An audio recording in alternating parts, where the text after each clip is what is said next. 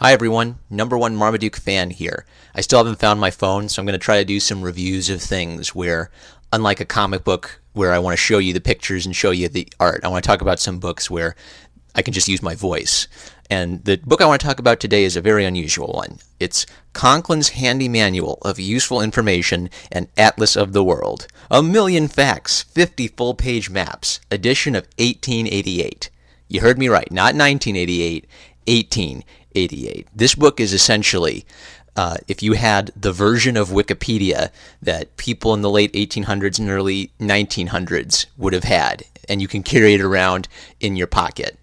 At the very front, there's an invitation to become a salesman for Conklin's and go door to door trying to sell this book. So even though it's over 120 years old, there are actually quite a few of these floating around. I got this one for $1 at an estate sale.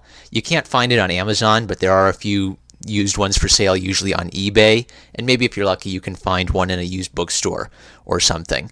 The reason I'm recommending it is twofold. Number one, it's just a fun little book. It's so quaint and enthusiastic. When I read some of the sections, it's as if the old radio personalities you sometimes hear, where they'd have a very enthusiastic Carnival barker style of speaking, and they'd have that quaint accent, the kind of 1930s, 1940s American accent that doesn't exist anymore. I hear that in my head as I read some of the passages, and it's so charming because it's a very well written text that's very intelligent in its use of language, but it's at the same time it's quaint and fun. It's a window into a past world.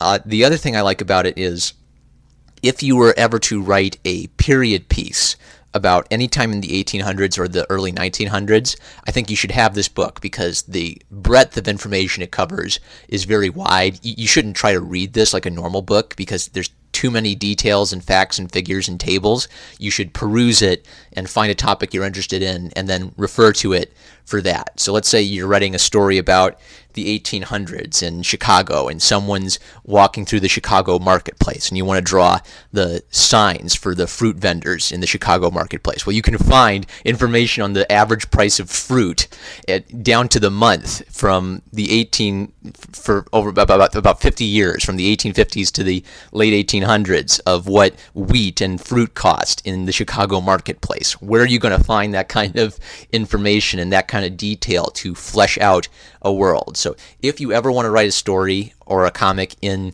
the 1800s or early 1900s of America, try to get this book, because then you can refer to it to get all kinds of great information from the time period.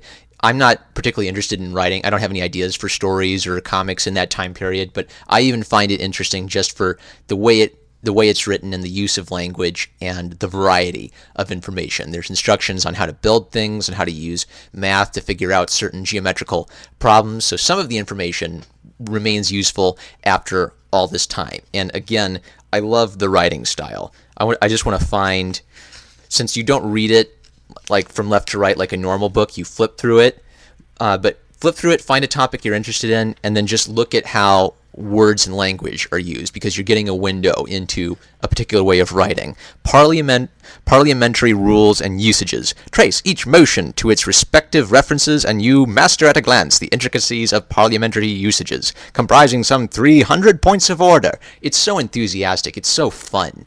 It is a window to a simpler time. And availability. So I mentioned eBay. It's not really on Amazon. There's a historical edition of it since it's public domain. Some people, I guess, are reprinting it in 2015. So you can get a reprinted edition for about $50. Maybe you'll be lucky and you'll just see one of the old editions sitting around at an estate sale or yard sale or a used bookstore. But definitely highest recommend if you want to set a story in this time period, because it's primary information on the time. Still a recommend even if you are just sort of generally interested in the history of America, because it'll give you a flavor of how old-timey nonfiction works were written. Obviously, some of the data is going to be dated because, it's when it talks about the world's fastest train, it's the world's fastest train in 1888, right? But a lot of fun, and I'm really happy I have this. It's fun to just flip through and find some interesting topics. The maps are beautiful. Go try to get it. I'm number one Marmaduke fan. I love you guys. Catch you later.